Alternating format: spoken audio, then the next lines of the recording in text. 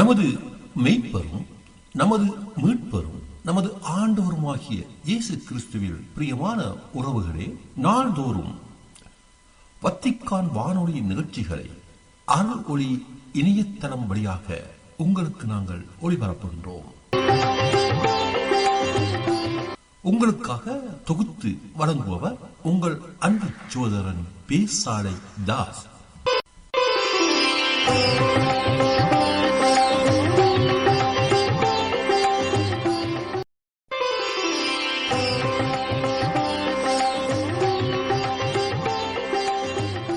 லௌதேத்து இயேசுஸ் கிறிஸ்துஸ். இயேசு கிறிஸ்துவுக்கு புகழ். தமிழ் கூறும் நல்லுலகில் வாழும் அனைத்து அன்புள்ளங்களுக்கும் வத்திக்கான் வானொலியின் வணக்கம். இறைவன் உங்கள் உள்ளத்தையும் இல்லத்தையும் தன் அன்பாலும் அருளாலும் அமைதியாலும் இன்றும் என்றும் நிரப்புவாராக.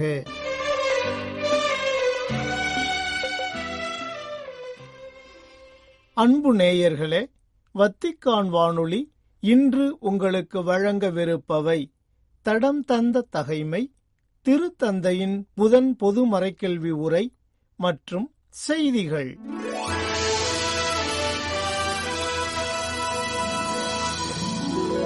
தடம் தந்த தகைமை.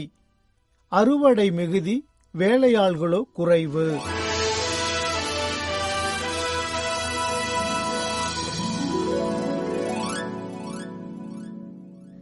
அப்பொழுது இயேசு தம் சீடரை நோக்கி, அறுவடை மிகுதி, வேலையாட்களோ குறைவு. ஆகையால் தேவையான வேலையாட்களை தமது அறுவடைக்கு அனுப்பும்படி அறுவடையின் உரிமையாளரிடம் மன்றாடுங்கள் என்றார். இயேசு இருள் நடுவே ஒளிர்ந்த ஒளி. கல்வியின்மை, வேலையின்மை, விழிப்பின்மை எனும் இருள் தீமைகள் யூத சமூக சாமானியரை ஒரு சேர கவ்வி பிடித்திருந்தன. அவர்கள் அறியாமையிலும் மூடத்தனங்களிலும் முடங்கி கிடக்க வேண்டுமென்பதே ஆள்வோரின் ஆவலாக இருந்தது. ஆனால் அதே சமூகத்தில் பிறந்து வளர்ந்த இயேசுவின் வாழ்வும் போதனைகளும் பணிகளும் அச்சமூகத்தின் இருள் கிழித்த ஒளிக்கீற்றுகளாயின. அதுவரை அமிழ்த்தப்பட்டிருந்த பாமரர்கள் விழிப்பு எனும் ஒளி பெறலாயினர்.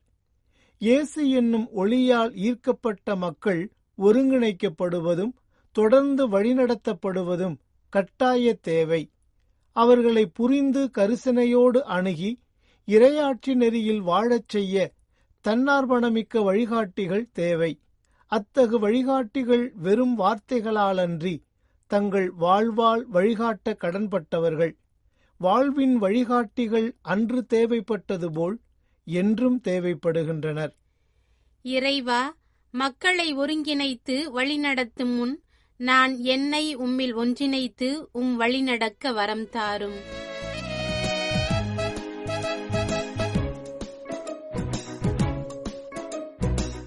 திருத்தந்தையின் புதன் பொது மறைக்கல்வி உரை. உள்ளம் வந்த நாதனே, உயிரில் கலந்த தேவனே, உம்மை வாழ்த்தி பாடுவேன். இயேசுவே, எங்கள் இயேசுவே. அன்பில் எம்மை ஆள்பவா, அருளை பொழிந்து காப்பவா, இருளை போக்கும் பகலவா, இயேசுவே எங்கள் ஜீவனே.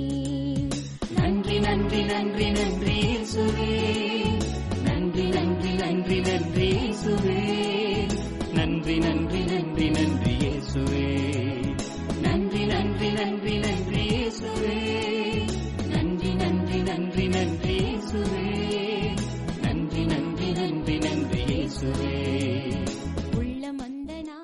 டிசம்பர் 31 புதன்கிழமை வத்திக்கானின் புனித பேதுரு பெருங்கோவில் வளாகம் முழுவதும் பல்வேறு நாடுகளைச் சேர்ந்த ஆயிரக்கணக்கான திருப்பயணிகளால் நிறைந்திருந்தது.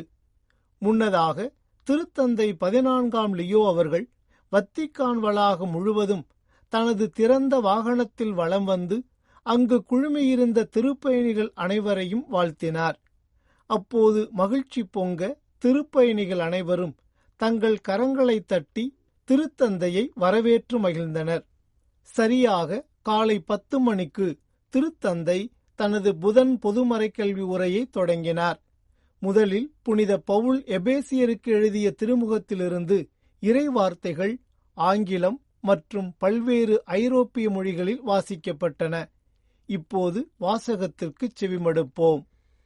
நம்முள் வல்லமையோடு செயல்படுபவரும் நாம் வேண்டுவதற்கும் நினைப்பதற்கும் மிகவும் மேலாக அனைத்தையும் செய்ய வல்லவருமான கடவுளுக்கே திருச்சபையில் கிறிஸ்து இயேசு வழியாக தலைமுறை தலைமுறையாக என்றென்றும் மாட்சி உரித்தாகுக.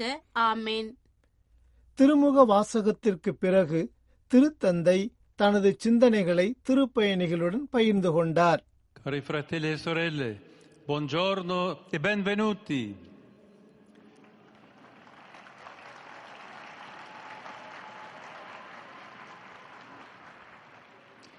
Viviamo questo incontro di riflessione nell'ultimo giorno dell'anno civile, vicini al termine del Giubileo e nel cuore del tempo di Natale. L'anno che è passato è stato certamente segnato da eventi importanti, alcuni lieti, come il pellegrinaggio di tanti fedeli in occasione dell'anno santo. இந்த ஆண்டின் இறுதி நாளில் யூபிலி விழாவின் முடிவிற்கு அருகில் மற்றும் Christmas பருவத்தின் மையத்தில் நாம் இருக்கின்றோம். கடந்து சென்ற இந்த ஆண்டு நிச்சயமாக குறிப்பிடத்தக்க நிகழ்வுகளால் குறிக்கப்பட்டுள்ளது. அவற்றில் சில மகிழ்ச்சிகரமானவை. எடுத்துக்காட்டாக, இந்த யூபிலி புனித ஆண்டின் போது பல விசுவாசிகளின் திருப்பயணம். மற்றவை வேதனையானவை. எடுத்துக்காட்டாக, நமது அன்புக்குரிய முன்னாள் திருத்தந்தை பிரான்சிஸ் அவர்களின் மறைவு மற்றும் புவியை நடுக்கமுறச் செய்து வரும் போரின் காட்சிகள். இந்த ஆண்டின் நிறைவில் திரு அவை நம்மை இறைவனுக்கு முன்பாக அனைத்தையும் ஒப்படைக்க வேண்டுமென்றும், நம்மை அவருடைய பாதுகாப்பில் கையளித்து நம்மிலும் நம்மை சுற்றிலும் வரும் நாட்களில் அவருடைய அருளின் வியப்புக்குரிய செயல்களும் இரக்கமும் புதுப்பிக்கப்பட வேண்டுமென்றும் அழைக்கின்றது.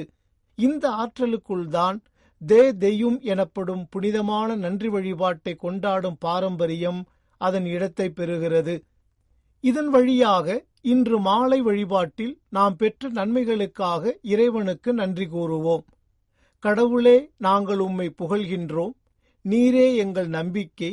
உமது இரக்கம் எப்போதும் எங்களுடன் இருப்பதாக என்று நாம் பாடுவோம். இது சம்பந்தமாக திருத்தந்தை பிரான்சிஸ் அவர்கள் உலக நன்றி உணர்வும் உலக நம்பிக்கையும் வெளிப்படையானவை.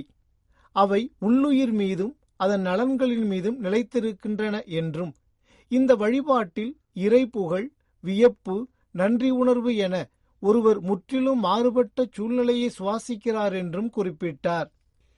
இந்த மனநிலைகளுடன் தான் இன்று நாம் கடந்த ஆண்டில் ஆண்டவராம் இயேசு நமக்காக செய்ததை பற்றி தியானிக்கவும், நமது ஆன்மாவை நேர்மையான உள்ளமுடன் பரிசோதித்து பார்க்கவும், அவருடைய அருள் கொடைகளை நாம் எந்த அளவுக்கு பயன்படுத்தி இருக்கின்றோம் என்பதை மதிப்பீடு செய்யவும், மேலும் அவருடைய அகத்தூண்டல்களை எவ்வாறு சிறந்ததொரு கருவூலமாக கருதுவது என்றும், அவர் நம்மிடம் ஒப்படைத்த திறமைகளை நமது திறனுக்கு ஏற்றவாறு எவ்வாறு முதலீடு செய்வது என்றும் தெரியாத அந்த தருணங்களுக்காக மன்னிப்பு கேட்கவும் அழைக்கப்படுகின்றோம். இது அண்மைய மாதங்களில் நம்முடன் வந்த பயணம் மற்றும் இலக்கு என்ற மற்றொரு பெரிய அடையாளத்தை பற்றி சிந்திக்க வழிவகுக்கிறது. இந்த ஆண்டு உலகின் பல்வேறு பகுதிகளிலிருந்தும் எண்ணற்ற திருப்பயணிகள் புனித பேதுருவின் கல்லறையில் இறை வேண்டல் செய்யவும், கிறிஸ்துவை தாங்கள் பின்பற்றுவதை உறுதிப்படுத்தவும் வந்துள்ளனர். இது நமது முழு வாழ்க்கையும் இடத்தையும் காலத்தையும் கடந்து கடவுளுடனான சந்திப்பிலும் அவருடனான முழுமையான மற்றும் முடிவற்ற ஒன்றிப்பிலும் நிறைவடையும் ஒரு பயணம் என்பதை நமக்கு நினைவூட்டுகிறது. தூயவர்களின் சபையில் உமது மகிமைக்குள் எங்களை ஏற்றுக்கொள்ளும் என்று இன்றைய மாலை நன்றி வழிபாட்டின் போதும் நாம் இதையே கேட்போம். எல்லை உடைய மனித வாழ்க்கை எல்லையற்ற கடவுளை சந்திக்கும் இந்த ஆன்மீக தருணத்தில் மற்றொரு முக்கியமான அடையாளம் உள்ளது. அதுதான் புனித கதவு வழியாகச் செல்வது. இந்த வழியில் சென்றபோது நம்மில் பலர் நமக்காகவும் நம் அன்புக்குரியவர்களுக்காகவும் மன்னிப்பு கேட்டு இறைவேண்டல் செய்திருக்கின்றோம். கடவுள் தம்முடைய மன்னிப்பின் மூலம் நற்செய்தியால் வழிநடத்தப்பட்டு அவரது அருளால் நிரப்பப்பட்ட ஒரு புதிய வாழ்க்கையை தொடங்க நம்மை அழைக்கிறார். வாழ்க்கை என்பது மற்றவர்களை அன்பு கூர்வது, அனைவருக்கும் உதவுவது மற்றும் அக்கறை காட்டுவது. நமக்கு தெரியாதவர்கள் அல்லது விரும்புவதற்கு கடினமாக இருப்பவர்கள் உட்பட ஒவ்வொரு நபரும் நமது சகோதரர் அல்லது சகோதரியாக வாழும் மாண்பை பெற்றுள்ளார். நிகழ்காலத்தில் அர்ப்பணிப்புடன் வாழ்ந்து கடவுளின் முடிவின்மையை நோக்கிய வாழ்க்கைக்கு இது ஆம் என்று சொல்லும் நமது பதிலாகும். அன்பான நண்பர்களே, கிறிஸ்து பிறப்பின் போது இந்த அடையாளங்களைப் பற்றி நாம் சிந்திக்கும் வேளை, திருத்தந்தை புனித பெரிய லியோ அவர்கள் இயேசுவின் பிறப்பை அனைவருக்கும் ஒரு நற்செய்தியாக கண்டார். தூயவர்கள் மகிழ்ச்சியடையட்டும், ஏனென்றால் அவர்கள் தங்கள் நல்வாழ்விற்கான வெகுமதியை பெற்றுவிட்டார்கள். பாவிகள் மகிழ்ச்சியடையட்டும், ஏனென்றால் அவர்களுக்கு மன்னிப்பு வழங்கப்படுகிறது. விசுவாசிகள் அல்லாதவர்கள் ஊக்குவிக்கப்படட்டும், ஏனென்றால் அவர்கள் வாழ்க்கைக்கு அழைக்கப்படுகிறார்கள். இன்றைய அவரது அழைப்பு நம் அனைவருக்கும் வழங்கப்படுகிறது, திருமுழுக்கின் வழியாக புனிதர்களாகிய நமக்கு. ஏனெனில் கடவுள் உண்மையான வாழ்க்கையை நோக்கிய பயணத்தில் தன்னை நமது துணையாக ஆக்கியுள்ளார்.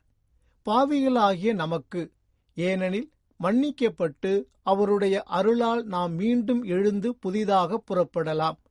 இறுதியாக ஏழைகளாகிய நமக்கு, ஏனெனில் இயேசு ஆண்டவர் நமது பலவீனத்தை தமக்கு சொந்தமாக்கி அதை மீட்டு அதன் அழகையும் வலிமையையும் தனது முழுமையான மனித இயல்பில் நமக்கு காட்டியுள்ளார். 1975 ஆண்டு யூபிலி விழாவின் இறுதியில் திருத்தந்தை புனித 6ஆம் பவுல் அவர்கள் கூறிய வார்த்தைகளை நினைவுகூர்ந்து எனது மறைக்கல்வி உரையை நிறைவு செய்ய விரும்புகிறேன். அதன் முக்கிய செய்தியை ஒரே வார்த்தையில் சுருக்கமாக கூறலாம் என்று அவர் கூறினார். அன்புதான் கடவுள். கண்ணீர் மற்றும் மகிழ்ச்சி இரண்டும் நிறைந்த அதன் படிப்பினைகள், மன்னிப்பு மற்றும் அமைதி வழியாக யூபிலி நம்முடன் பகிர்ந்து கொள்ள விரும்பிய வியக்கத்தக்க உண்மை இதுதான். அன்பே கடவுள். கடவுள் என்னை அன்பு கூறுகிறார். கடவுள் எனக்காக காத்திருந்தார். நான் அவரை மீண்டும் கண்டுபிடித்துள்ளேன். கடவுளே இரக்கம், கடவுளே மன்னிப்பு, கடவுளே மீட்பு, கடவுளே வாழ்க்கை. பழைய ஆண்டிலிருந்து புதிய ஆண்டிற்கு செல்லும் பாதையில் இந்த எண்ணங்கள் நம்முடன் வரட்டும். பின்னர் எப்போதும் நம் வாழ்நாள் முழுவதும் இவ்வெண்ணங்கள் நம்முடன் வரட்டும். இவ்வாறு தனது மறைக்கல்வி உரையை நிறைவு செய்தார் திருத்தந்தை. இறுதியாக இயேசு கற்பித்த இறைவேண்டல் ஜெபத்திற்கு பிறகு அனைத்து திருப்பயணிகளுக்கும் தனது அப்போஸ்தலிக்க ஆசிரை வழங்கினார். Incoraggio ciascuno a camminare sempre nella via dell'umiltà che il Figlio di Dio ha scelto per sé venendo nel mondo. A tutti la mia benedizione.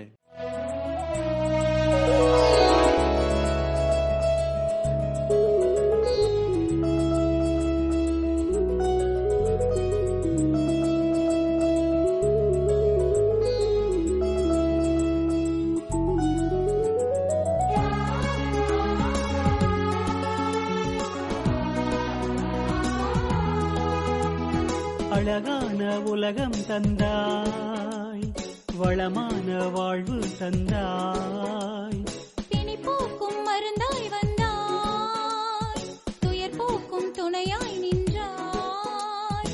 வாழ்நாள் எல்லாம் வழியாய் வந்தாய், வாழ்நாள் எல்லாம் வழியாய் வந்தாய். வான் தோன்றிடும் நிலவாய் நின்றாய், வான் தோன்றிடும் நிலவாய் நின்றாய்.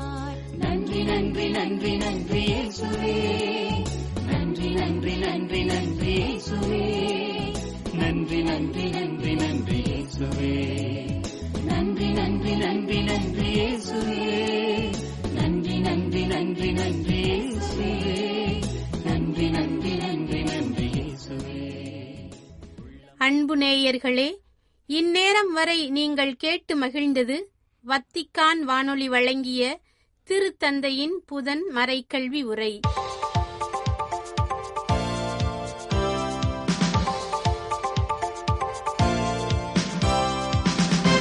செய்திகள். அதிகாரத்தால் இயக்கப்படும் உலக வியூகங்களைப் போலன்றி கிறிஸ்துவின் வழியாக வெளிப்படுத்தப்பட்ட கடவுளின் திட்டம் ஒன்றிப்பு, அமைதி மற்றும் நம்பிக்கையை கொண்டு வருகிறது என்று கூறினார் திருத்தந்தை 14ஆம் லியோ. டிசம்பர் 31 மாலை 5 மணிக்கு வத்திக்கானின் புனித பேதுரு பெருங்கோவிலில் இடம்பெற்ற புனித கன்னிமரியா கடவுளின் பெருவிழா குறித்த மாலை திருப்புகழ் வழிபாட்டில் வழங்கிய மறைவுரையில் இவ்வாறு உரைத்த திருத்தந்தை, கடவுள் மனிதராக மாறியதன் மறை உண்மையையும் மீட்பு வரலாற்றில் கன்னிமரியாவின் முக்கிய பங்கையும் மதிக்கும் இந்த வழிபாட்டு தருணத்தின் வளமையையும் வலியுறுத்தினார்.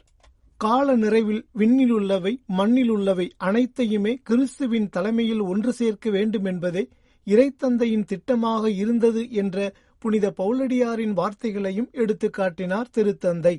மனித குலத்தை மீட்பதற்காகவும் கடவுளின் நிலைவாழ்வின் நோக்கத்தை நிறைவேற்றுவதற்காகவும் இயேசு அனுப்பப்பட்ட போது காலத்தின் முழுமையில் காணப்பட்ட கடவுளின் தெய்வீக திட்டத்தை பற்றியும் எடுத்துரைத்தார் திருத்தந்தை. கடவுளின் அழைப்புக்கு மனமுவந்து ஆம் என்று கூறியதற்காக மரியாவை பெருமைப்படுத்திய திருத்தந்தை, எதிர்காலத்தில் நம்பிக்கை கொண்ட எளிய விசுவாசிகளுக்கு அவருடைய நம்பிக்கை எவ்வாறு தொடர்ந்து ஊக்கமளிக்கிறது என்பதையும் குறிப்பிட்டார். இந்த யூபிலி ஆண்டை புனித பேதுருவின் கல்லறைக்கு திருப்பயணம் மேற்கொள்வதுடன் இணைத்து ரோமையின் முக்கியத்துவம் அதன் வலிமையால் அல்ல, மாறாக கடவுளின் திட்டத்தில் அதன் புனித வரலாற்றின் காரணமாகும் என்பதை குறிப்பிட்டார் திருத்தந்தை. ஜனவரி 1 வியாழக்கிழமையன்று உலக அமைதி நாளை சிறப்பிக்க திரு அவை தயாராகி வரும் வேளையில் திருத்தந்தை 14ஆம் லியோ அவர்கள் விடுத்துள்ள தனது செய்தியில் ஆயுதமற்ற மற்றும் ஆயுதங்களை களைகின்ற ஓர் அமைதியை வலியுறுத்தியுள்ளதை வரவேற்றுள்ளார் மேரி டென்னிஸ். ஐக்கிய அமெரிக்காவின் மிக்சிகன் மாநிலத்தில் இடம்பெறும் பாக்ஸ் கிறிஸ்டி எனப்படும் அனைத்துலக கத்தோலிக்க அமைதி இயக்கத்தின் இயக்குநரான மேரி டென்னிஸ் அவர்கள் திருத்தந்தையின் இந்த செய்தியை மோதல்களும் அச்சமும் அதிகரித்து வரும் இவ்வுலகில் பணிவு, விடாமுயற்சி மற்றும் நற்செய்தி வழி அகிம்சைக்கான ஒரு அழைப்பு என்பதை எடுத்துரைத்துள்ளார். இராணுவ பலத்தையோ அல்லது கட்டாயப்படுத்துதலையோ சார்ந்து அமைதி அமையக்கூடாது என்றும், எதிரிகளாக கருதப்படுபவர்களுடனும் உறவுகளை கட்டியெழுப்புவதன் மூலமே அமைதி ஏற்பட வேண்டும் என்ற திருத்தந்தையின் வலியுறுத்தலை எடுத்து காட்டியுள்ளார் டென்னிஸ். மேலும் உரையாடல், நீதி மற்றும் மன்னிப்பை போற்றி வளர்க்கும் அமைதி தளங்களாக சமூகங்கள் உருவெடுக்க வேண்டும் எனவும் அறைகூவல் விடுக்கிறது திருத்தந்தையின் அமைதி நாள் குறித்த செய்தி என்றும் சுட்டிக்காட்டியுள்ளார் டென்னிஸ். 2025ஆம் ஆண்டில் வத்திக்கானில் 31,70,000க்கும் அதிகமான விசுவாசிகள் திருத்தந்தையின் கூட்டங்கள் மற்றும் வழிபாட்டு விழாக்களில் கலந்து கொண்டதாக திருத்தந்தையின் இல்ல தலைமை பணியகம் வெளியிட்ட புள்ளிவிவரங்கள் தெரிவிக்கின்றன. டிசம்பர் 30 செவ்வாயன்று வெளியிடப்பட்ட இந்த புள்ளிவிவரங்கள் குறித்த அறிக்கையில் மேற்கண்ட தகவல்கள் வழங்கப்பட்டுள்ளன.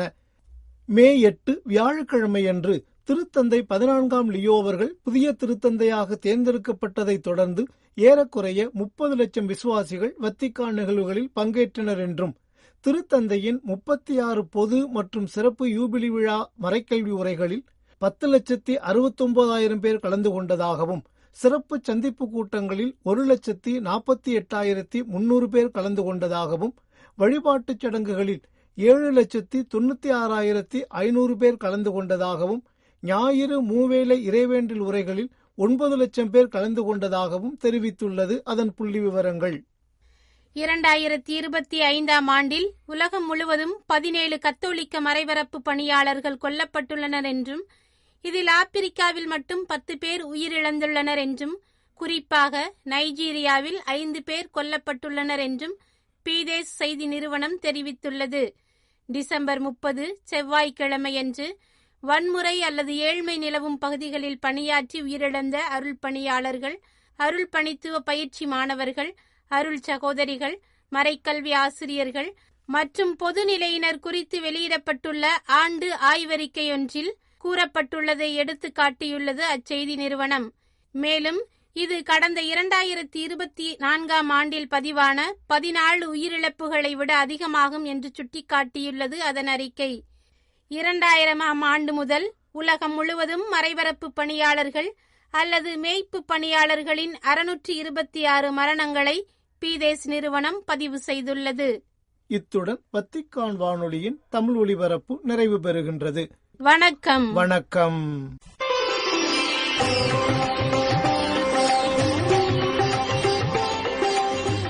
இதுவரையும் நீங்கள் செவியுற்றது வத்திக்கான் வானொலியின் இன்றைய நிகழ்ச்சிகள். மீண்டும் மற்றொரு வத்திக்கான் வானொலி நிகழ்ச்சியில் உங்கள் அனைவரையும் சந்திக்கும் வரை அன்பு விடைபெற்றுச் செல்வது உங்கள் அன்பின் பேசாலை தாஸ்.